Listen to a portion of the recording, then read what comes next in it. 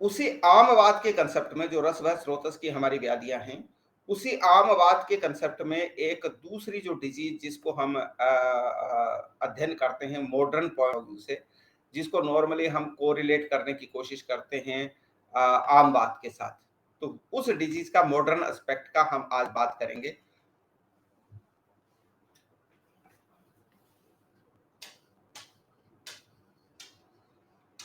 Rheumatoid arthritis, काफी question आते हैं इसमें से। Rheumatoid arthritis, clear? ठीक आ रहा है, सीधा आ रहा है ना, कोई मिरर विरर तो नहीं बन रहा आज?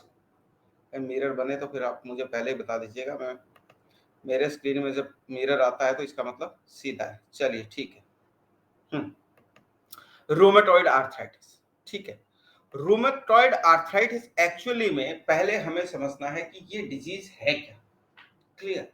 इसके बेसिक कंसेप्ट हमें समझने हैं। और क्योंकि इसके पेशेंट नॉर्मली आयुर्वेद के लाइन ऑफ ट्रीटमेंट पे काफी सारे पेशेंट आते हैं इसके ट्रीटमेंट के लिए, तो जो कॉम्पिटिटिव एग्जाम होती हैं, जो मेन एग्जाम होती हैं, उनमें स्पेशली जब हम काय चिकित्सा की बात करते हैं या शल्य की बात करते हैं, शालाक्य की बात करते हैं, तो इन सब्जेक्ट में जो फ्रीक्वेंटली जो पेशेंट हमारे क्लिनिकल पॉइंट ऑफ व्यू से हमारे लिए इंपॉर्टेंट होते हैं, जो हमारे पास आते हैं, देखने के लिए आते हैं, तो उन डिजीज की पॉसिबिलिटी थोड़ी सी ज्यादा होती है कि एग्जाम में उनके रिगार्डिंग क्वेश्चन जो है वो पूछ लिया जाता है। तो अब पहले जब कोई भी डिजीज आपको दी जाती है तो पहले आपको जनरल इंट्रोडक्शन उस डिजीज का लिखना होता है कि मोटा मोटी ग्रोसली जिसको हम कहते हैं वो डिजीज है क्या, क्लियर? तो रूमेटॉइड आर्थराइटिस क्या है? रूमेटॉइड आर्थराइटिस के कैरेक्टरिस्टिक में सबसे पहली और सबसे, मैं थोड़ा सा आज कुछ ठीक लिखता हूं, मेरी राइटिंग ठीक नहीं है आज, कुछ थोड़ा सा ठीक है। क्या है सबसे पहली इंपॉर्टेंट चीज? ये एक क्रोनिक डिजीज है। क्रोनिक डिजीज पहली चीज जो आपको मेंशन करनी है अपने नोट्स में कि ये क्रोनिक डिजीज है। दूसरी क्या है? क्रोनिक है, ठीक है। दूसरी क्या है? इन्फ्लामेटरी। दूसरी क्या होगी? इन्फ्लामेटरी। यानी इस डिजीज में हमें क्या देखने को मिलता है? इन्फ्लेमेशन देखने को मिलता है। तो ये एक क्रोनिक डिजीज है, इन्फ्लेमेटरी डिजीज है और लंबे टाइम तक चलती है। आज जरा कहते हैं चिरकारी, तो ये चिरकारी हो गई, लंबे टाइम तक चलती है। और इन्फ्लेमेशन होता है इसके अंदर, क्या होता है? इन्फ्लेमेशन होता है। और मेनली इन्फ्लेमेशन की साइट कौन सी होती है? तो मेनली साइट होती है जॉइंट, जॉइंट्स, क्लियर? तीन चीजें आप याद रखिएगा इस डिजीज के रिगार्डिंग।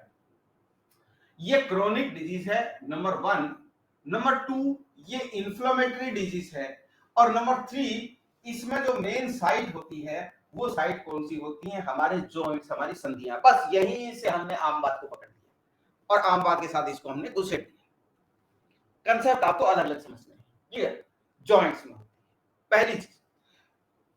दूसरी इसके बारे में ये एक लाइन है, chronic inflammatory, chronic disease, chronic inflammatory disease of joints. आप इसको क्या कह सकते हैं? Chronic inflammatory disease of joints. Number 1 एक लाइन है। दूसरा, ये जो डिजीज है, ये जो डिजीज है ये क्या है? Auto immune. दूसरी आपको जो इसका कंसेप्ट ध्यान में रखने की बात है वो क्या है कि ये एक ऑटो इम्यून डिसऑर्डर है। ऑटो इम्यून डिसऑर्डर है। ये एक और इंपॉर्टेंट चीज है जो आपको ध्यान रखनी है। ऑटो इम्यून डिसऑर्डर जब हम कह देते हैं तो फिर हम इस बात को मान लेते हैं कि इसमें हमारी एंटीबॉडीज का कोई ना कोई रोल रहता है, कोई ना कोई जो जो हमारे जो एंटीबॉडीज हैं वो एक तरीके से कहीं ना कहीं किसी ना किसी रूप में यहां इसके साथ में इन्वॉल्व रहती है। क्लियर हो गई बात? Chronic inflammatory disease of joints, ये टाइप क्या है? ऑटो इम्यून डिसऑर्डर है। ये क्या है? Auto immune disorder. अगली एक और इंट्रोडक्टरी चीज है इसके बारे में जो आपको ध्यान होना चाहिए कि स्पेशली किस एज ग्रुप में ये डिजीज जो है वो मोस्टली लोगों में मिलती है। तो इसको हम क्या बोल देते हैं, इसको हम बोल देते हैं इसका पीक ऑनसेट, यानी कि बेसिकली सबसे ज्यादा ये डिजीज किनके अंदर किस किस किस एज ग्रुप में पाई जाती है।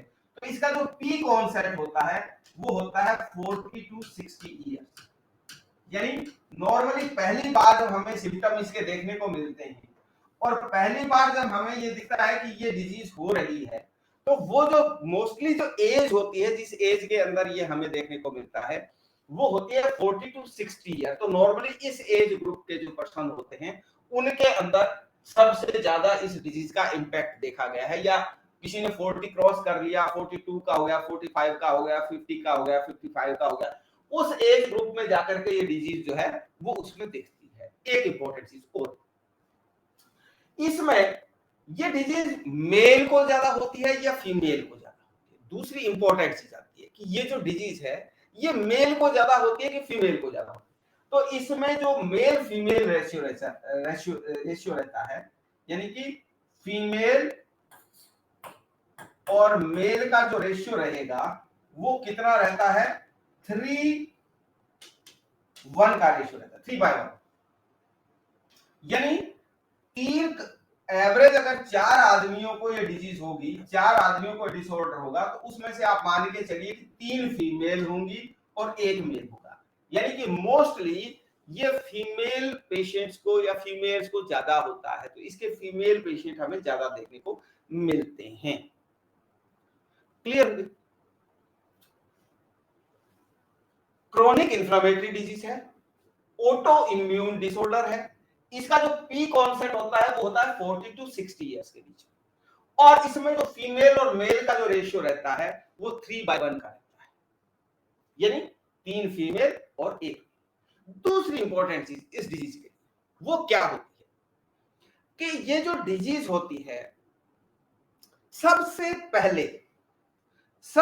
पहला लक्षण हमें जो डिजीज में देखने को मिलता है वो सबसे पहला लक्षण शरीर के किस पोर्शन में, शरीर के किस अंग में, किस भाग में देखने को मिलता है। तो उसको हम क्या बोल देते हैं, उसको हम बोल देते हैं फर्स्ट साइट। जो सबसे पहला जो दर्शन जहां से हमें इस डिजीज का होता है, फर्स्ट साइट ऑफ डिजीज। सबसे पहले इस डिजीज के जो सिम्टम्स हमें देखने को मिलते हैं वो कहां मिलते हैं, तो वो हमारा क्योंकि साइनोवियल जॉइंट से रिलेटेड होती है, तो सबसे पहला जो सिम्टम आएगा वो कहां आएगा, साइनोवियल मेम्ब्रेन में। यानी कि यहाँ पे हमें पहली बार इसके जो सिम्टम स्टार्ट होंगे बॉडी में वो साइनोवियल मेम्ब्रेन में स्टार्ट होते हैं। कहां होते हैं, साइनोवियल मेम्ब्रेन। और जो इसकी प्राइमरी साइट होती है, ये फर्स्ट साइट हो गई। मेन इसकी जो साइट होती है प्राइमरी साइट इसकी क्या होती है, तो साइनोवियल जॉइंट्स। यानी कि साइनोवियल जॉइंट से सिंपल तात्पर्य हम क्या लेंगे कि जो हमारे जॉइंट्स मूवमेंट में हेल्प करते हैं, जहां मूवमेंट होता है, चाहे वो हाथ के हैं चाहे पैर के हैं, जहां मेनली मूवमेंट जिन जॉइंट्स के थ्रू होता है उन जॉइंट्स में हमें ये देखने को मिलती है। क्लियर हो गई इतनी चीज? इतनी बेसिक चीज जब लिख करके आएंगे एग्जाम में तो इतनी बेसिक चीज से ही आपके ऊपर एग्जामिनर फिदा हो जाएगा। वो कहेगा वाह बच्चे वाह वाह क्या बात लिखी। लेकिन आपके पास लिखने के लिए जो मैटर है तो वो और भी बहुत सारा है, आपके पास मैटर और भी बहुत सारा है। हम इसके क्लासिकल फीचर्स की बात करें, इसकी बेसिक इंट्रोडक्शन की बात करें। क्रोनिक इन्फ्लेमेटरी डिजीज है, मेनली जॉइंट्स में मिलती है। इन्फ्लेमेशन कहां होता है, जॉइंट्स में होता है। ऑटो इम्यून डिसऑर्डर है।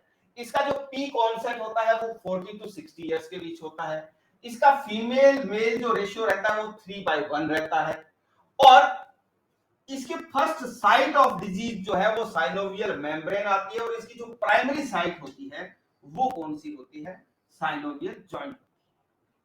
एक और चीज आप इसमें काम में ले सकते हैं और एक और चीज आप इसमें बता सकते हैं। बेसिकली ये जो डिजीज है, ये डिजीज हमने दो तीन चीजें समझ ली कि ये जॉइंट्स में हमारे होती है, जो मेनली जो जॉइंट्स होते हैं उनके अंदर। लेकिन इस डिजीज का एक कैरेक्टरिस्टिक और भी होता है, इसको हम क्या कहते हैं, ये सिमेट्रिकल होती है। सिमेट्रिकल, सिमेट्रिकल से क्या मतलब है, सिमेट्रिकल से क्या मतलब है, सिमेट्रिकल से मतलब ये है, सिमेट्रिकल से तात्पर्य ये है, अगर ये मेरा सपोज करिए राइट हैंड, ये मेरा राइट हैंड, राइट हैंड में अगर मुझे इस यहां इस पोर्शन में, रिस्ट के पोर्शन में अगर मुझे इन्फ्लेमेशन या रूमेटॉइड आर्थराइटिस के सिम्टम्स दिखेंगे, नजर आएंगे, ये डायग्नोज पर्पस से भी बहुत इंपॉर्टेंट है कि अगर इसमें मुझे प्रॉब्लम होगी तो इस हाथ के इस जॉइंट में भी मुझे प्रॉब्लम, यानी कि इसके रिस्ट में प्रॉब्लम है, इश्यूज क्रिएट हो गए, सिम्टम्स क्रिएट हो गए, तो राइट हैंड में होगा तो लेफ्ट हैंड में भी आपको देखने को मिलेगा। राइट हैंड की फिंगर में अगर मुझे प्रॉब्लम हो गई स्टार्ट, तो मुझे लेफ्ट हैंड की फिंगर में भी स्टार्ट हो जाएगी। ये इसका एक स्पेसिफिक सिम्टम है कि ये बायलैटरल सिमेट्रिकल होती है। ये क्या होती है, सिमेट्रिकल, तो बायलैटरल हमें देखने को मिलती है। और जहां इस साइड में होगी उसी सेम जगह दूसरी साइड में भी इसके लक्षण हमें दिखाई देने लग जाते हैं। ये एक बहुत इंपॉर्टेंट चीज,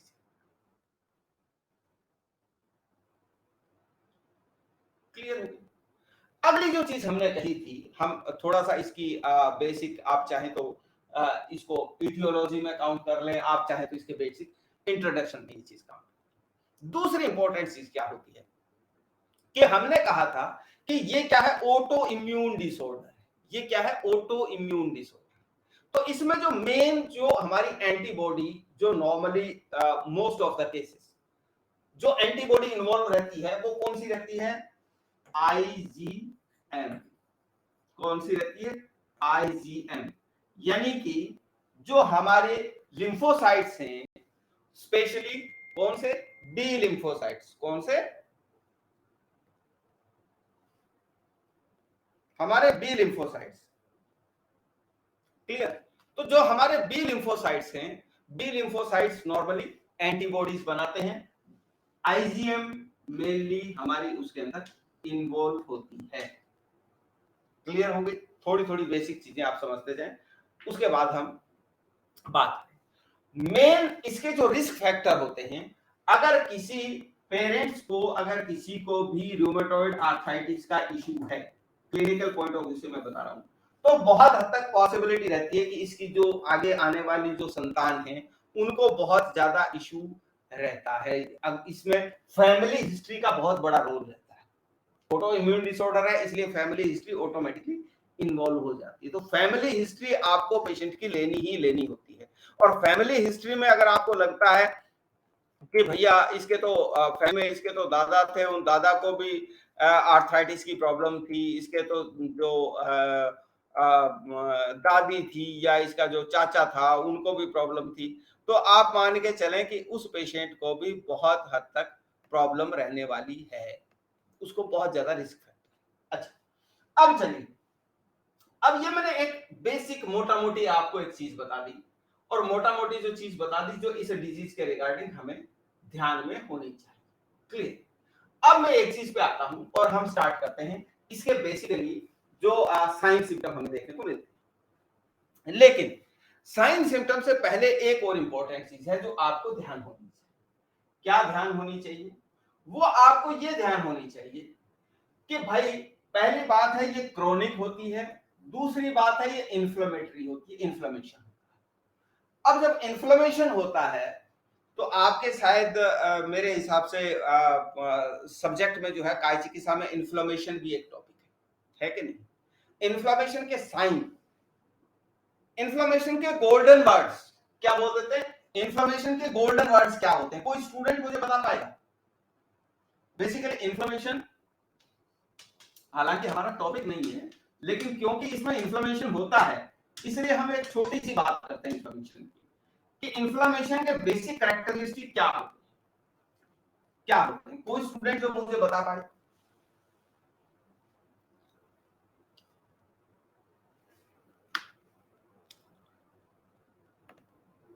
कोई भी स्टूडेंट लॉस ऑफ फंक्शन कैलर टेलर ओके और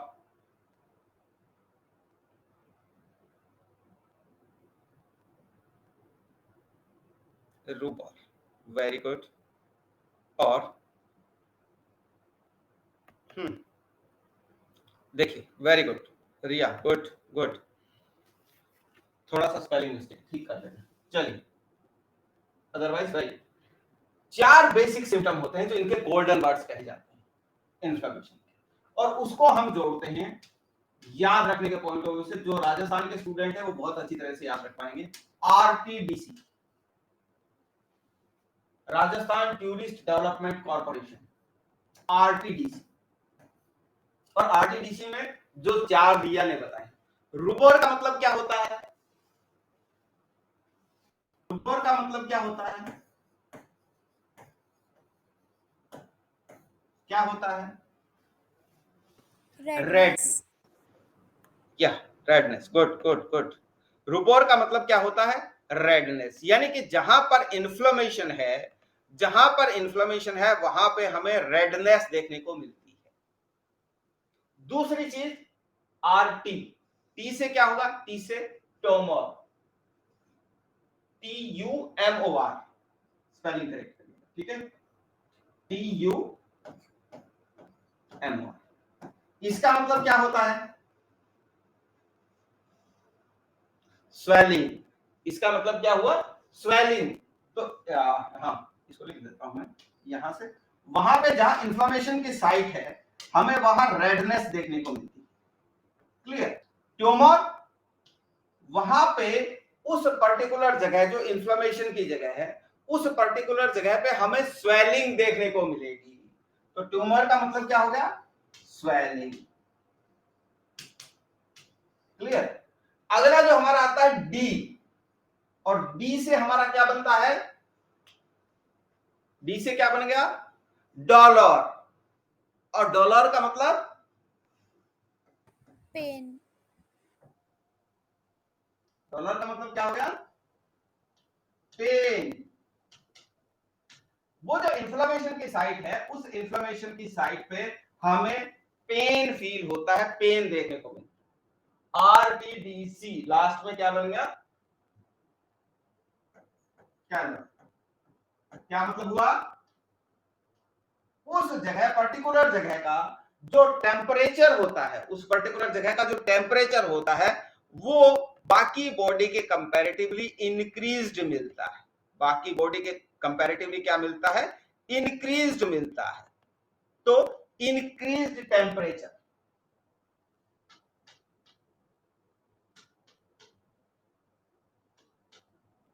ये इन्फ्लेमेशन की जो भी साइट है इन्फ्लेमेशन की जो भी साइट है उस साइट में ये 4 चीजें एटलीस्ट आपको इन्फ्लेमेशन के साथ देखने को मिलती है और मेनली क्योंकि हमारा जो रूमेटॉइड आर्थराइटिस है उस रूमेटॉइड आर्थराइटिस के अंदर हमने कहा था कि मेनली क्या होता है इन्फ्लेमेशन हमें देखने को मिलता है क्या देखने को मिलता है वहां पे हमें इन्फ्लेमेशन देखने को मिलता है तो इन्फ्लेमेशन के पॉइंट ऑफ व्यू से आपको अब आइडिया लग जाएगा कि आपको उस जगह पे क्या क्या चीजें देखने को मिलेंगी नॉर्मली हाथ लगाएंगे हल्का सा आपको वहां आचार्य चरक जी की भाषा में मैं बोलूं तो उष्णता का एहसास होगा टेम्परेचर इंक्रीज्ड मिलेगा थोड़ा सा उस एरिया के अंदर वहां उस एरिया में आपको पेन फील होगा उस एरिया के अंदर आपको स्वेलिंग दिखेगी ऑफ कोर्स इन्फ्लेमेशन है आपको स्वेलिंग भी दिखेगी और वहां पे आपको एरिया में रेडनेस भी देखने को मिलती है तो ये 4 गोल्डन कीवर्ड्स हैं जो इन्फ्लेमेशन आपका अगर एग्जाम में आ भी जाता है तो आपको इसके अंदर लिखना होता है क्लियर हो गई बात यहां तक ठीक हो गया चलिए अब हम आगे की बात करते हैं यहां तक कोई डाउट कोई चीज समझ में नहीं आई आप सकते हैं कोई भी चीज जो आपको लगता है कि यार ये चीज मेरे पल्ले नहीं पड़ी दिमाग के ऊपर से निकल गई तो आप पूछिए फिर हम आगे बढ़ते हैं क्लियर है सब कुछ समझ में आ गया ओके चलिए मोनोक्ति लक्षण हम इसी सिद्धांत को अपनाते हुए आगे चलते हैं। अब आगे आ जाइए और अब हम बात करते हैं बेसिकली जो रूमेटॉइड आर्थराइटिस का पेशेंट है, उस आर्थराइटिस के पेशेंट में आपको क्लिनिकल फीचर्स क्या देखने को मिलते हैं, क्लिनिकल फीचर्स क्या है, ये बहुत इंपॉर्टेंट पार्ट है। ये इस डिजीज का सबसे इंपॉर्टेंट पार्ट है, जो इसके क्लिनिकल फीचर है। एग्जाम में तो आपको लिख के ही आने हैं, लेकिन इनमें से भी कई क्वेश्चन एग्जाम के अंदर निकल करके आ जाते हैं, करेक्ट। इनमें से भी कई क्वेश्चन जो है वो एग्जाम में से आपको निकल करके आ जाते हैं कि इसके क्लिनिकल फीचर्स क्या। सबसे पहली चीज जो आपको क्लिनिकल फीचर में लिख करके आनी है, सबसे पहली चीज, सबसे पहला जो सिम्टम लिख के आना, वो क्या लिख के आना है? Number 1, morning stiffness. Morning stiffness. अब मॉर्निंग स्टिफनेस, अब मॉर्निंग स्टिफनेस का क्या मतलब हुआ? मॉर्निंग स्टिफनेस का क्या मतलब? यानी कि जब पेशेंट सुबह सुबह उठता है, सुबह मॉर्निंग में जब उठेगा तो उसको जहां जिन जॉइंट्स में प्रॉब्लम होती है, मेनली यहाँ हाथ और पैर के जो ये जॉइंट्स हैं, इनके अंदर सबसे ज्यादा इश्यूज होता है, हैंड एंड फीट। और जब हम मेडिकल साइंस में हैंड कहते हैं तो इसका मतलब यहां से लेकर यहां तक की हम बात नहीं कर रहे, हैंड का मतलब इस पोर्शन की बात करते हैं, ध्यान रखिएगा। मॉर्निंग स्टिफनेस यहां पे आपको मिलेगी, यानी कि सुबह सुबह जब उठेगा तो उसको लगेगा कि शरीर जकड़ गया, खुल नहीं रहा है। और धीरे धीरे जैसे जैसे टाइम निकलता जाएगा, धीरे धीरे मूवमेंट उनके अंदर आती जाएगी। अराउंड 1-1.5 घंटे बाद में पेशेंट को जो है वो फिर कहेगा नहीं यार अब मुझे कोई दिक्कत नहीं है, अब ठीक है यार, मैं सुबह सुबह उठता हूं ना। पेशेंट सबसे पहली बात ही आपको ये कहेगा कि डॉक्टर साहब मैं जब सुबह सुबह उठता हूं तो मेरे बड़ी जकड़ाहट रहती है, 1-1.5 घंटे बाद में फिर मैं ठीक हो जाता हूं, फिर मेरे जॉइंट्स जो है वो ठीक हो जाते हैं। 1-1.5 घंटे बाद मेरे सारे के सारे जो जॉइंट्स हैं वो सारे के सारे जॉइंट्स मेरे टनाटन मिलने लग जाते हैं। तो इसमें आपको क्या मिलता है?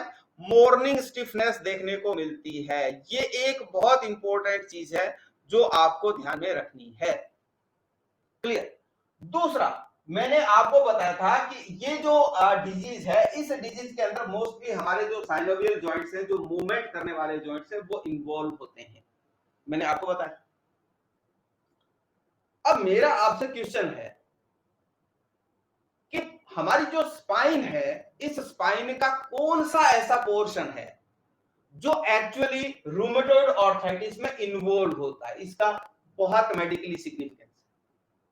हमारी पूरी स्पाइन का कौन से पर्टिकुलर जॉइंट्स हैं जो एक्चुअली रूमेटॉइड आर्थराइटिस के अंदर इन्वॉल्व होते हैं?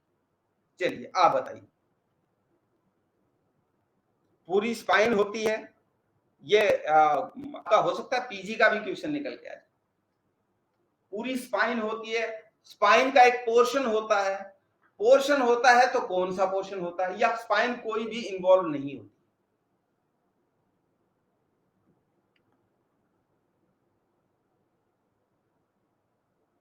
रिया, प्रियंका, स्वाति, बोलिए।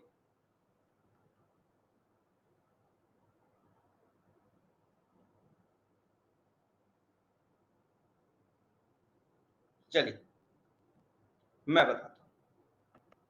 पूरी स्पाइन में सिर्फ एक ही पार्ट होता है, पूरी स्पाइन में सिर्फ एक ही पार्ट होता है जो एक्चुअली इन्वॉल्व होता है, जो एक्चुअली रूमेटॉइड आर्थराइटिस में इन्वॉल्व होता है। और वो कौन से जॉइंट्स होते हैं, कौन सा पार्ट होता है? वो होता है सर्वाइकल जॉइंट्स। सर्वाइकल जॉइंट ये इंपॉर्टेंट क्यों है, इस पॉइंट ऑफ व्यू से इंपॉर्टेंट है, ये सबसे बड़ी बात कि सर्वाइकल जॉइंट्स इन्वॉल्व होते हैं। लेकिन सर्वाइकल जॉइंट्स जब इन्वॉल्व होते हैं तो इनका क्लिनिकली सिग्निफिकेंस क्या है? इसका क्लिनिकली सिग्निफिकेंस ये होता है कि अगर उस पेशेंट को किसी भी लेवल पे कोई सर्जरी के लिए लेकर के जाते हैं, किसी भी लेवल पे सर्जरी के लिए लेके जाते हैं, और वो सर्जरी जिसके अंदर उसको जनरल एनेस्थीसिया देना पड़ता है, क्या देना पड़ता है? General anaesthesia. जनरल एनेस्थीसिया का मतलब जीए जिसको बोल देते हैं, पूरा पूरा बॉडी का जो एनेस्थीसिया। तो तो जब जनरल एनेस्थेसिया देते हैं तो जनरल एनेस्थेसिया देने से पहले ऐसा जो पेशेंट होता है उसमें देखा जाता है कि जो सर्वाइकल जॉइंट है, ये जो सर्वाइकल जॉइंट है इसको क्या बोल देते हैं, आप कह सकते हैं इसको एटलांटो एक्सियल जॉइंट। क्या बोल देते हैं, एटलांटो एक्सियल जॉइंट। ये जो एटलांटो एक्सियल जॉइंट है ये एक्चुअली इन्वॉल्व तो नहीं है, ये इन्वॉल्व तो नहीं है। अगर ये इन्वॉल्व होता है और उसके बाद अगर आप जनरल एनेस्थेसिया देते हैं, होता क्या है पेशेंट को, आपको समझना है कि जब जनरल एनेस्थेसिया देते हैं तो पेशेंट का ये जो सिंपल भाषा में मैं आपको बात कहूं कि उसकी गर्दन जो है वो यूं कर देते हैं, पीछे की तरफ यूं लेकर के चलेगा। और अगर उसको सर्वाइकली इश्यू है तो कोई भी नर्व कंप्रेस होने का वहां पर डर रहता है, और अगर वो नर्व कंप्रेस हो गई तो उससे रिलेटेड जो पोर्शन है एक्चुअली वहां पैरालिसिस भी हो सकता है और भी बहुत सारे कॉम्प्लिकेशन होते हैं।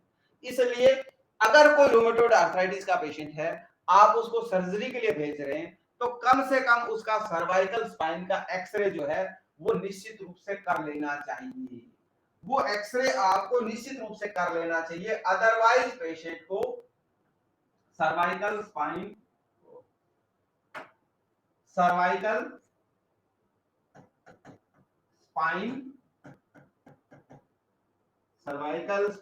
एक्सरे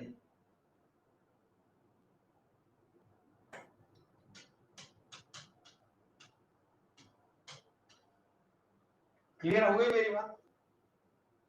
दूसरी इंपॉर्टेंट ये तो आपकी चीज होगी, स्पाइन का कोई भी पोर्शन इसके अलावा इन्वॉल्व नहीं होता है। रूमेटॉइड आर्थराइटिस में सिर्फ एक ही सिचुएशन होती है जिसमें जो इन्वॉल्व होने का चांस होता है या जो most of the time involve होती है, और इसको हम जो है एक्सरे जब हम करेंगे तो उस एक्सरे से पहले हमें इसको रूल आउट कर लेना होता है। क्लियर हो गई ये बात। दूसरी इंपॉर्टेंट, अब हम आते हैं बेसिक इसकी कैरेक्टरिस्टिक्स पे। यहां हमें एक और इंपॉर्टेंट एक सिम्टम देखने को मिलता है, हालांकि वो क्या है, डिफॉर्मिटी है। कौन सी डिफॉर्मिटी, उसको हम कह देते हैं स्वान नेक डिफॉर्मिटी। क्या मिलती है, स्वान neck deformity, swan neck deformity. ये इस टाइप की डिफॉर्मिटी हमें देखने को मिलती है, इस टाइप की डिफॉर्मिटी हमें देखने को मिलती है, स्वान नेक डिफॉर्मिटी। अब ये जो स्वान नेक डिफॉर्मिटी होती है, इस स्वान नेक डिफॉर्मिटी में एक्चुअल में होता क्या है, पहले इसको समझिए। नॉर्मली जो हमारे फेरेंजियल जॉइंट होते हैं, कौन सा, एक तो हमारा डिस्टल फेरेंजियल जॉइंट और एक हमारा प्रोक्सिमल फेरेंजियल। तो डिस्टल इंटरफेरेंजियल और प्रोक्सिमल इंटरफेरेंजियल, डिस्टल इंटरफेरेंजियल और प्रोक्सिमल इंटरफेरेंजियल। अब डिस्टल इंटरफेरेंजियल जो जॉइंट होगा, जो डिस्टल इंटरफेरेंजियल जॉइंट होगा, वो जॉइंट क्या होगा, वो हाइपर एक्सटेंडेड रहेगा। वो क्या रहेगा, हाइपर एक्सटेंडेड रहेगा। तो ये जो जॉइंट होता है ये क्या रहता है, हाइपर एक्सटेंडेड, हाइपर एक्सटेंडेड। इसमें आपको हाइपर एक्सटेंशन देखने को मिलता है, किसमें, जो sorry hyper flexion, hyper flexion, hyper flexion, इसको ऐसे कर देते हैं, है ना, थोड़ा सा करेक्शन कर दीजिए। ये हाइपर एक्सटेंडेड रहेगा और इसमें आपको हाइपर फ्लेक्शन देखने को मिलता है, हाइपर फ्लेक्शन। यानी वो जो उसकी जो सिंपल बात करें कि उसकी जो फिंगर्स है, अगर आप आगे से देखेंगे, एक मिनट में डायग्राम निकाला है, उसकी फिंगर जो आप आगे से देखेंगे तो इसका जो ये जॉइंट है, ये वाला जो इसका जॉइंट है, ये वाला जो जॉइंट है ये फ्लेक्स रहेगा, और ये वाला जो जॉइंट है, ये वाला जॉइंट क्या रहेगा, एक्सटेंडेड रहेगा। यानी कि उसकी जो फिंगर है वो इस तरीके से आपको फिंगर देखने को मिलेगी। जब भी पेशेंट आपके पास आएगा जब वो पेशेंट आपके पास आएगा, ये इस डिफॉर्मिटी को हम क्या कहते हैं, जिसमें डिस्टल जो इंटरफेरेंजियल हैं वो क्या रहेंगे, फ्लेक्स्ड रहेंगे, ये फ्लेक्स्ड रहेंगे, और ये एक्सटेंडेड रहेंगे, ये एक्सटेंडेड रहेंगे, ये एक्सटेंडेड। क्लियर हो गया? ये हो गया डिस्टल इंटरफेरेंजियल और ये हो गया proximal interference, DIP and pi. Clear हो गई बात आपको? अब ये जो हमने बताया, ये क्या बताया हमने, इसको क्या बताया, स्वान नेक डिफॉर्मिटी। इसको क्या कहा जाता है, स्वान नेक डिफॉर्मिटी। ये स्वान नेक डिफॉर्मिटी आपको देखने को मिलती है किसके अंदर, रूमेटॉइड आर्थराइटिस के पेशेंट के अंदर। तो ये क्लिनिकल पॉइंट ऑफ व्यू से भी बहुत इंपॉर्टेंट है, क्लिनिकल पॉइंट ऑफ व्यू से भी बहुत इंपॉर्टेंट है कि पेशेंट जब आपके पास ये आते हैं, हालांकि थोड़ा सा क्रोनिक फेज हो जाता है, पेशेंट आयुर्वेद में आता तभी है, और जब वो आता है तो पूरे के पूरे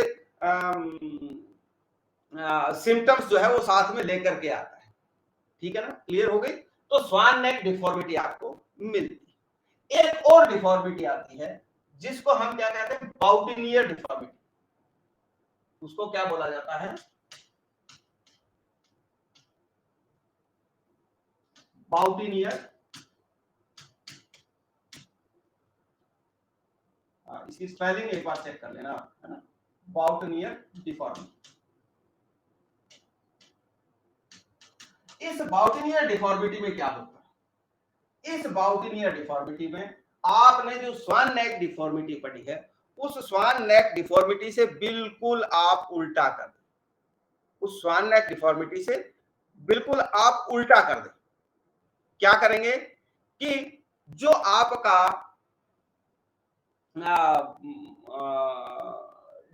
जो डिजिटल इंटरफेरेंजियल आपके हैं, जो डिजिटल इंटरफेरेंजियल हैं वो आपके हाइपर एक्सटेंडेड रहेंगे, एक्सटेंडेड रहेंगे, एक्सटेंडेड। और जो आपका पीआईबी है, जो प्रोक्सिमल फेरेंजियल है, इंटरफेरेंजियल, वो आपके हाइपर फ्लेक्स्ड रहेंगे, फ्लेक्स्ड रहेंगे। अब यहां पे थोड़ा सा एक डिफरेंस आता है, वो डिफरेंस क्या आता है आप उसको समझिएगा। ये मैंने आपको क्या बताया, स्वान नेक डिफॉर्मिटी। देखिए, नंबर 1 ये जॉइंट इन्वॉल्व हो गया। अब आप इसको बहुत सिंपल भाषा में समझेंगे, अंगूठी के पास वाला जो जॉइंट है वो इन्वॉल्व हो गया, और उसके बाद जो दूसरे नंबर का जॉइंट है वो इन्वॉल्व। लेकिन बाउटिनियर डिफॉर्मिटी में एक ये इन्वॉल्व होगा और एक ये इन्वॉल्व, आगे एक ये इन्वॉल्व होगा और एक ये इन्वॉल्वमेंट। तो ये और ये दोनों को थोड़ा सा समझने की कोशिश करिए। जो फेरेंजियल जॉइंट हैं, ये जॉइंट अगर इन्वॉल्व हो गए तो ये बाउटिनियर डिफॉर्मिटी, और ये जॉइंट अगर इन्वॉल्व हुए तो ये स्वान नेक डिफॉर्मिटी। क्लियर है? इसको थोड़ा सा कुछ और समझने की जरूरत है आपको, या समझ गया? इसका एक और भी होगा सर मेरे पास, ये बाउटिनियर डिफॉर्मिटी, ये बाउटिनियर डिफॉर्मिटी और भी होगा, हाँ, ये बाउटिनियर डिफॉर्मिटी। जो स्वान नेक डिफॉर्मिटी है, आप यहां से देखिए, स्वान नेक डिफॉर्मिटी, क्लियर। और ये जो डिफॉर्मिटी है ये बाउटिनियर डिफॉर्मिटी, ये बाउटिनियर डिफॉर्मिटी, और स्वान नेक में ये और ये दोनों इन्वॉल्व, बाउटिनियर में ये और ये दोनों फेरेंजियल जॉइंट जो है वो इन्वॉल्व हो गए। बेसिक इनके अंदर जो आपको जो वेरिएशन मिलेगा या जो चीज समझने के लिए मिलेगी वो यही मिलेगी, दोनों अलग अलग। क्लियर हो गई? ये चीज क्लियर हो गई? अच्छा, दूसरी चीज हम इसी के साथ में देखते हैं। दूसरी चीज आपको इसमें जो थंब मिलेगा, ये जो थंब है, ये जो थंब है, इसकी जो शेप मिलेगी वो कैसी मिलेगी, Z shape, Z shape, Z shape. Thumb जो है वो इसमें जेड शेप मिलेगा आपको, जैसे जेड बनता है ना, जैसे जेड बनता है वैसे बनेगा। ये जेड शेप्ड आपको इसका जो थंब का जो प्रेजेंटेशन है वो थंब जेड थंब डिफॉर्मिटी, इसको क्या बोल देते हैं, Z thumb deformity, Z thumb deformity, Z thumb deformity, swan neck deformity, boutonniere deformity, Z thumb deformity. और इसके साथ आपको क्या मिलता है, आपको जो रिस्ट है, जो रिस्ट हमारी आती है इसके अंदर, ये जो रिस्ट आएगी, इस रिस्ट एक साइड डेविएटेड मिलेगी, रिस्ट एक साइड में डेविएटेड मिलेगी। तो किस साइड में मिलेगी, रेडियल साइड में। तो इसको क्या कहते हैं, radial deviation of the wrist, इसको क्या बोल देते हैं, radial deviation of the wrist. तो अगला जो हमें इसमें आपने देखा ना, ये थोड़ा सा रेडियल डेविएशन इसमें आया, कहीं नहीं आया, इसमें अल्नर डेविएशन आया, अल्नर डेविएशन आया। डायग्राम में देखता हूँ, यहाँ स्क्रीन बहुत बड़ी है, मुझे दिख नहीं रहा, इसमें तो उल्टा दिखेगा, नहीं आ रहा, मैं बता देता हूँ आपको। Radial deviation of the wrist का क्या मतलब हुआ कि इधर इधर पहले मुझे लिखना, रेडियल डेविएशन ऑफ रिस्ट। ये जो रिस्ट पेशेंट लेकर के आएगा, तो रिस्ट एक्चुअली रेडियल साइड में डेविएट रहेगी, रिस्ट जॉइंट जो है वो किस साइड में डेविएट रहेगा, रेडियल साइड में डेविएटेड रहेगा, रेडियल साइड में निकला हुआ रहेगा। तो इसको हम क्या बोल देते हैं, radial deviation of the wrist, ये हमें देखने को मिलता है। तो रेडियल डेविएशन इसका एक कैरेक्टरिस्टिक हो गया, जेड थंब इसका एक कैरेक्टरिस्टिक हो गया, बाउटिनियर डिफॉर्मिटी इसका एक कैरेक्टरिस्टिक हो गया, स्वान नेक डिफॉर्मिटी इसका एक कैरेक्टरिस्टिक हो गया।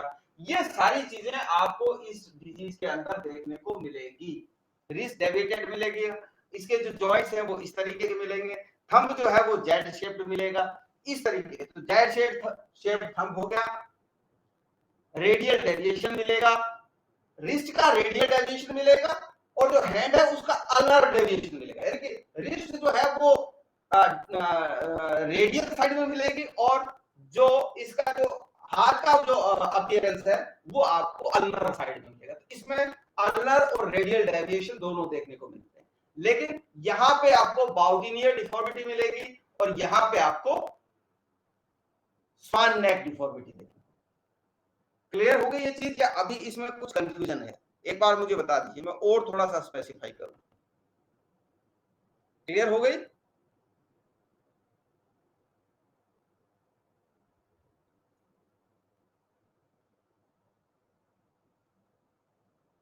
चलिए चलिए, कुछ भी फिर भी रह गया हो तो आप नेक्स्ट क्लास में आप पूछ लीजिएगा, कोई चीज समझ में नहीं आई, समझ में सारे बेसिक प्रिंसिपल जो है वो समझ में आ जाएंगे।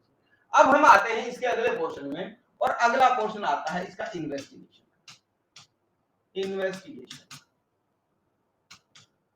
अब जब हम पेशेंट की इन्वेस्टिगेशन कराते हैं तो एक्चुअली उसका जो नॉर्मल ईएसआर लेवल होता है, वो ईएसआर लेवल उसका बढ़ा हुआ आता है, इंक्रीज्ड ईएसआर, इंक्रीज्ड ईएसआर। लेकिन इस इंक्रीज्ड ईएसआर से डायग्नोज हम नहीं कर पाते, ये हमारे लिए सफिशिएंट नहीं होता। क्यों नहीं होता, क्योंकि ईएसआर तो बहुत सारी चीजों में जो है वो बहुत बार इंक्रीज हो जाता है। दूसरा इंपॉर्टेंट चीज कि इसका जो आरए फैक्टर हम करवाते हैं इस डिजीज में, rheumatoid arthritis, RA factor, RA factor, RA factor इसमें क्या मिलेगा हमें, पॉजिटिव। ऐसे पेशेंट का आरए फैक्टर जो है वो पॉजिटिव मिलता है, ये एक अच्छा साइन है जिसके थ्रू हम जो है वो जा सकते हैं। इसका जो सीआरपी मिलता है, सीआरपी वो भी हमें पॉजिटिव मिलेगा, और सीआरपी जो है वो क्या होता है, सी रिएक्टिव प्रोटीन। तो ये सीआरपी जो है वो इसका हमें पॉजिटिव मिलता है। इसके अलावा पेशेंट के सिम्टम भी इतने सारे होते हैं कि आपको बहुत ज्यादा इन्वेस्टिगेशन के ऊपर मेरे हिसाब से जाने की जरूरत नहीं पड़ती है, स्पेशली जब आयुर्वेद के अंदर पेशेंट आता है। लेकिन फिर भी आप एक्सरे भी आप इसमें ले सकते हैं, एक्सरे भी आपको वेरीफाई है, स्वान नेक डिफॉर्मिटी, और ये जब आपको इनिशियल फेज में देखना है, या आप पेशेंट को एमआरआई पर भी लेकर के जा सकते हैं, तो एमआरआई भी इसके अंदर हेल्पफुल होता है। बेसिक जो इन्वेस्टिगेशन हम लोग करवाते हैं वो नॉर्मली ये करवाते हैं, हालांकि बहुत लेट फेज में जाकर के पेशेंट को इसके लिए बायोप्सी भी करवाई जा सकती है, लेकिन बायोप्सी जब हम करवाते हैं तो बहुत लेट फेज में जाकर के बायोप्सी भी जाते हैं, अदरवाइज बायोप्सी की हमें जरूरत नहीं पड़ती है। और जब आप बायोप्सी करवाते हैं तो इस बायोप्सी में एक स्पेसिफिक कैरेक्टरिस्टिक है जो आपको देखने को मिलता है, उसमें डिटेल में मत जाइए, लेकिन पैनस आता है, PANNUS, पैनस, ये हमें देखने को वहां पे मिलता है। लेकिन ये बहुत लेट फेज है, बहुत बाद में जाकर के पेशेंट को जो है वो बायोप्सी पे जाते हैं, जिसमें एक स्पेसिफिक जो सिम्टम होता है जिसको कहते हैं स्वेलन एंडोमेटस साइनोवियम, वो हमें देखने को मिलता है, जिसे पैनस एक्चुअली कहा जाता है। ग्रेनुलोमास आपको वहां पर देखने को मिलते हैं, लेकिन ये बहुत लेट स्टेज है। आप सिंपली इन्फेक्शन के लिए इन्वेस्टिगेशन के लिए जो है वो इनके ऊपर जा सकते हैं कि पेशेंट को हमने इंक्रीज ESR आया है, CRP उसका पॉजिटिव आया है, RA फैक्टर हमने दिया, RA फैक्टर उसका पॉजिटिव आया है, आपने एक्सरे करवा लिया है, आपने MRI करवा लिया है। ये जो इनिशियल इन्वेस्टिगेशन है, इन इनिशियल इन्वेस्टिगेशन के ऊपर आप जा सकते हैं। ओके, अब हम आते हैं इसके और मेन पोर्शन की तरफ, और वो आता है इसका ट्रीटमेंट। इसका ट्रीटमेंट देखिए, जब हम ट्रीटमेंट की बात करते हैं रूमेटॉइड आर्थराइटिस के, तो सबसे इंपॉर्टेंट जो एस्पेक्ट आता है वो आता है लाइफस्टाइल। लाइफस्टाइल, पेशेंट का लाइफस्टाइल बहुत इंपॉर्टेंट होता है। और जब भी हम पेशेंट डॉक्टर के पास कोई पेशेंट जाता है, इस तरीके का ट्रीटमेंट लेने के लिए जाता है, तो वो उसके लाइफस्टाइल के ऊपर बहुत ज्यादा कंसंट्रेट करता है।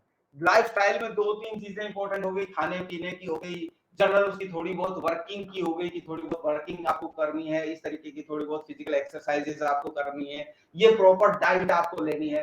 तो लाइफस्टाइल का बहुत एक इंपॉर्टेंट एस्पेक्ट इसके अंदर होता है। दूसरा जो मेन एस्पेक्ट आता है, दूसरा जो मेन पार्ट आता है कि ऐसे पेशेंट को हम मेडिसिन क्या दे सकते हैं। अब जब मेडिसिन की बात आती है तो मेडिसिन को नॉर्मली हम क्लासिफाई करते हैं दो तीन सेगमेंट के। क्या दो तीन सेगमेंट है कि जब हम इसकी ट्रीटमेंट पे जाते हैं तो हमारे सामने प्रॉब्लम क्या होती है, पेशेंट को बहुत एक्यूट पेन हो रहा होता है, बहुत जबरदस्त पेशेंट को पेन हो रहा होता है, पेशेंट को बहुत जबरदस्त स्वेलिंग हो रही होती है, और पेशेंट को डिजीज है जिसका ट्रीटमेंट भी हमें करना होता है। तो पेशेंट को हम सबसे पहले जिसको प्रेस्क्राइब करेंगे वो क्या करेंगे, एंटी इंफ्लेमेटरी, एंटी, क्योंकि इन्फ्लेमेशन रोकना है हमें, इन्फ्लेमेशन रोकना है तो एंटी इंफ्लेमेटरी ड्रग्स दें। और सिर्फ इन्फ्लेमेशन को ही नहीं रोकना है, हमें पेन को भी रोकना है। पेशेंट को एक्यूट पेन हो रहा है, आप चाहे ट्रीटमेंट की लाइन में किसी पे भी जाइए, लेकिन पेशेंट का पेन भी रोकना है, तो हम इसके लिए क्या देंगे, कोर्टिकोस्टेरॉइड्स देंगे। कोर्टिकोस्टेरॉइड, कोर्टिकोस्टेरॉइड्स, हम उसको एनाल्जेसिक भी दे सकते हैं, हम उसको एनाल्जेसिक भी दे सकते हैं। लेकिन आपको एक चीज दिमाग में रखनी है, एक कंसेप्ट आपके दिमाग में होना चाहिए। कंसेप्ट क्या होना चाहिए कि इसके अंदर चाहे आप एंटी इंफ्लेमेटरी दे रहे हैं, चाहे आप कोर्टिकोस्टेरॉइड्स दे रहे हैं, चाहे आप एनाल्जेसिक दे रहे हैं, या फिर आपके पास एक और ऑप्शन होता है जिसे कहते हैं डीमार्ट्स। क्या बोलते हैं, डीमार्ट्स। तो डीमार्ट्स का भी हम इसमें प्रयोग करते हैं। डीमार्ट्स का मतलब क्या हुआ, डीमार्ट्स का मतलब क्या हुआ, disease modifying anti rheumatoid drugs, DMARDs, anti rheumatoid drugs, DMARDs. ये जो डीमार्ट्स हम देते हैं, ये जो डीमार्ट्स जो पेशेंट को देते हैं, इसको एस को थोड़ा सा छोटा कर दीजिएगा, मैंने बड़ा बना दिया है। ये जब डीमार्ट्स हम पेशेंट को देते हैं, कोई सी भी मेडिसिन, इनके अंदर कोई सी भी मेडिसिन है, वो मेडिसिन एंटी इंफ्लेमेटरी है, कोर्टिकोस्टेरॉइड है, एनाल्जेसिक है, ये कोई भी मेडिसिन आपके रूमेटॉइड आर्थराइटिस को ट्रीट नहीं करेगी। ये कोई भी मेडिसिन आपके रोमेटॉइड आर्थराइटिस को किसी भी तरीके से ट्रीट नहीं करेगी और ना ही उस रोमेटॉइड आर्थराइटिस को आगे बढ़ने से ये रोक पाएगी, यानी कि उसके प्रोग्रेशन को भी नहीं रोक पाती। ये जो डिजीज है, चाहे वो एंटी इंफ्लेमेटरी दे रहे हैं, चाहे आप कोर्टिकोस्टेरॉइड दे रहे हैं, चाहे आप एनाल्जेसिक दे रहे हैं, ये कोई भी डिजीज है, ये उसके प्रोग्रेशन को नहीं रोक पाती। डिजीज वापस वैसे ही प्रोग्रेस कर रही होती है जैसे वो प्रोग्रेस पहले कर रही थी। लेकिन ये काम क्या करेंगी, ये काम ये करेंगे कि पेशेंट को इनिशियली जो प्रॉब्लम हो रही है, चाहे पेशेंट को इन्फ्लेमेशन हो रहा है, चाहे पेशेंट को पेन हो रहा है, जो इनिशियल पेशेंट को जो जो जो पेशेंट कह रहा है कि हाँ भाई यार अब मैं तो बस मेरी तो जान निकल गई, इतना बड़ा मुश्किल हो रहा है, होता है कि नहीं होता है, तो आपने पेशेंट को रिलीफ देने के लिए दे दिया। लेकिन इसका जो ट्रीटमेंट आएगा वो ट्रीटमेंट एक्चुअली यहीं से आएगा। वो कहां से आएगा? डीमार्ट्स। तो रोमेटॉइड आर्थराइटिस में जो डीमार्ट मेडिसिन है, कौन से मेडिसिन? जो actual disease modifying anti rheumatoid drugs जो होती हैं वही इनके अंदर काम आती हैं, जिनके अंदर फॉर एग्जांपल मैं आपको बता देता हूं, जैसे हाइड्रोक्लोरोक्विन। ये क्या होगी, ये मेडिसिन का जो ग्रुप हो गया ये डीमार्ट्स कहलाता है। तो ये डीमार्ट्स में प्रॉब्लम क्या रहती है कि फिर हम पेशेंट को इनके बिना क्यों नहीं देते हैं? वो इसलिए नहीं देते क्योंकि डीमार्ट्स को वर्क करने में या आप ये समझें कि जब इनका असर दिखना शुरू होता है, सिंपल भाषा में जब हम बात करें, इनका जो असर दिखना शुरू होता है वो अराउंड 6 वीक्स के बाद होता है। और कई कई ऐसे केसेस आते हैं जहां पे पेशेंट को इनका असर दिखने में ही 6 महीने लग जाते हैं, 6 वीक्स टू 6 मंथ्स, जहां पेशेंट को इनका असर दिखने में ही 6 महीने लग जाते हैं। यानी कि ये जब अपनी वर्किंग स्टार्ट करती हैं, जब ये अपनी वर्किंग स्टार्ट करेंगे तो वर्किंग स्टार्ट करने में ही इनको लगभग जो है वो 6 महीने का टाइम लग जाता है। तो पेशेंट को आप दवाई दे रहे हैं, पेशेंट को 2 महीने हो गए, पेशेंट कंटिन्यू दवाई ले रहा है, लेकिन उसको रत्ती भर भी आराम नहीं मिल रहा है, उसकी सिचुएशन वर्स हो रही है, तो पेशेंट आपके पास आएगा? बिल्कुल नहीं आएगा। वो पेशेंट कहेगा नहीं जी मेरा फिलहाल मूड नहीं है, फिलहाल तो मैं जा रहा हूँ किसी और के पास। होगा कि नहीं होगा? लेकिन पेशेंट को जैसे आपने मेडिसिन दी और मेडिसिन देते ही पेशेंट को लगा हाँ यार दर्द कम हुआ है, हाँ यार सूजन कम हुआ है, तो डॉक्टर साहब की दवाई लगी है।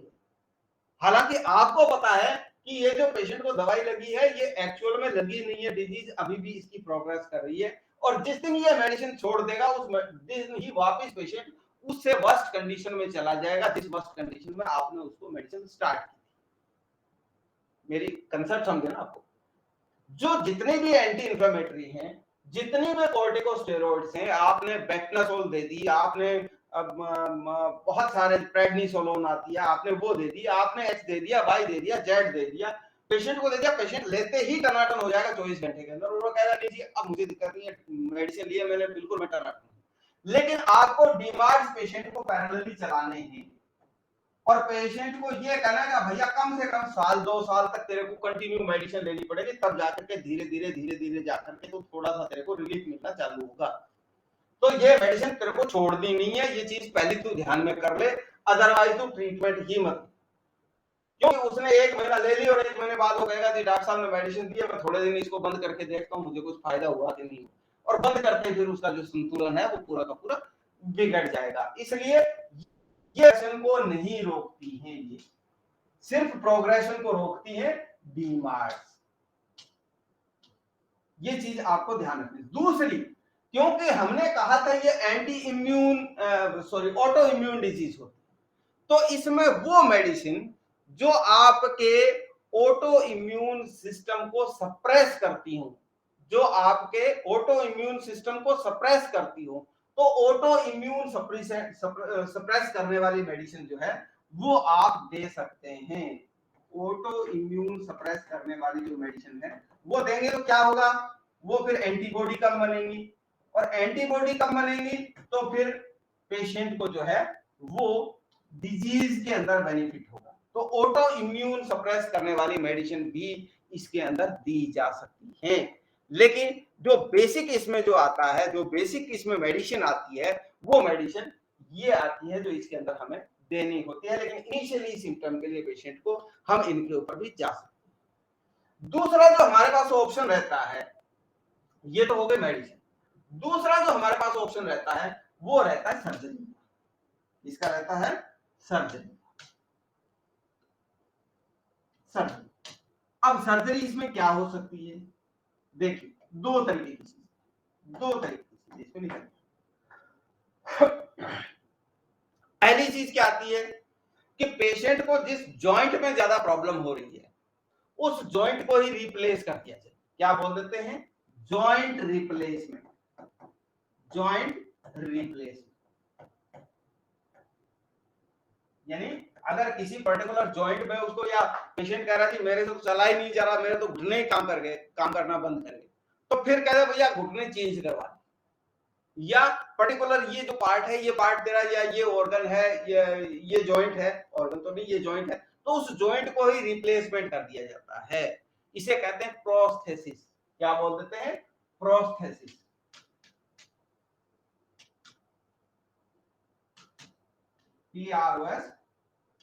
PROSTHESIS, prosthesis. तो पहली चीज हो गई जॉइंट रिप्लेसमेंट। और दूसरा जो ट्रीटमेंट होता है इसके अंदर जिसके ऊपर हम जाते हैं वो है साइनोवेक्टोमी। उसको क्या बोल देते हैं हम? साइनोवेक्टोमी। यानी कि साइनोवेक्टोमी यानी कि जो आपकी साइनोवियल मेम्ब्रेन है, एक्चुअली इशू वहीं से साइनोवियल मेम्ब्रेन से ही स्टार्ट होता है। सबसे पहले हमने कहा जो प्राइमरी इसका जो साइट होता है, जो फर्स्ट हमें सिम्टम जहां दिखता है वो कहां दिखता है? साइनोवियल मेम्ब्रेन में दिखता है। साइनोवियल मेम्ब्रेन से ही ये स्टार्ट होता है और वहीं से आपका जो इन्फ्लेमेशन होता है और वहीं से फिर एंटीबॉडी जो है उसके खिलाफ बनने लग जाती है और वहीं से ये डिजीज प्रोग्रेस होती है।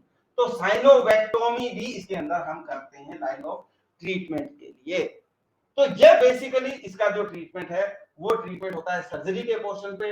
ये जो ट्रीटमेंट है ये ट्रीटमेंट होता है इसका जो मेडिसिन के पॉइंट ऑफ व्यू से, लेकिन उसमें लाइफस्टाइल जो है वो एक इंपॉर्टेंट रोल प्ले करता है जब हम ऐसे पेशेंट को ट्रीट करते हैं। तो आपके अगर आयुर्वेद के अंदर हमारे पास जो पेशेंट आते हैं, किसी तरीके के जो पेशेंट आते हैं आयुर्वेद के अंदर जिनको हम करवाते हैं, तो उनको हम लाइफस्टाइल के ऊपर भी बहुत ज्यादा लेकर के जाते हैं, जिसके अंदर हम थोड़ा बहुत आम बात वाली चिकित्सा तो हम करते ही करते हैं, क्योंकि हम ये मानते हैं कि कफ भी इन्वॉल्व होता है, आम भी इन्वॉल्व होता है, वात भी इन्वॉल्व होती है। तो वो जो बालूका स्वेद, पोटली स्वेद, जो रुक्ष स्वेद, जो बेसिक हमने जो ट्रीटमेंट की बात की थी कि हम बस्ती बीज के अंदर देते हैं, हम पेशेंट को जो है विरेचन भी करवाते हैं। और मैंने आपको कहा था एरंड तेल और सेंधवादी, एरंड और सेंधवादी दोनों को आपको भूलना नहीं है। तो वो तो आपको रखना है, वो हम उस ट्रीटमेंट के पोर्शन पे जाते हैं। लेकिन जो दिनचर्या का पार्ट होता है, जो लाइफस्टाइल का पार्ट होता है, वो इस डिजीज में बहुत ही इंपॉर्टेंट होता है, जिसे आपको पेशेंट को अगर आप ट्रीट कर रहे हैं तो आपको विशेष रूप से ध्यान में रखना है। चलिए, ये आज का टॉपिक हमारा इसके साथ ही खत्म होता है। कोई और इंपॉर्टेंट चीज है जो आपको ध्यान में नहीं आई, कोई कंफ्यूजन है, वो आप मेरे से एक बार बता सकते हैं।